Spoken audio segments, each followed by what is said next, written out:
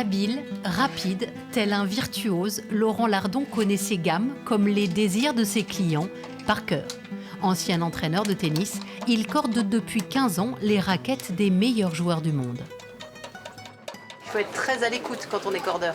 Ah ben on a intérêt, ouais, ça c'est sûr.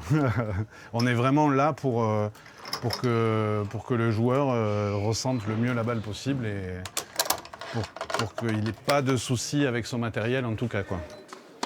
Depuis le début de l'Open, Laurent ne voit pas le jour, 7h30 minuit non-stop, et c'est sans doute le plus dur, rester concentré de la première à la dernière raquette de la journée.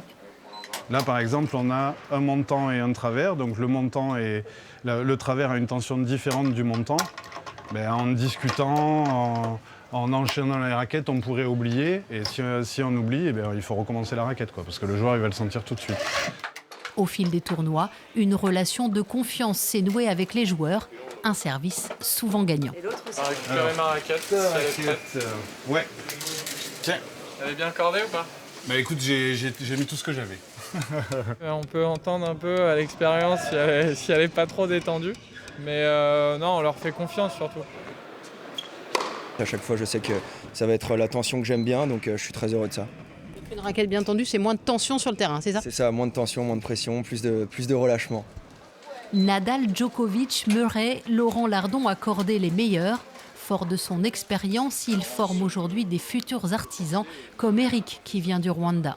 1, 2, 3. Tu vas commencer sur celle-là. La transmission, c'est aussi dans ses cordes.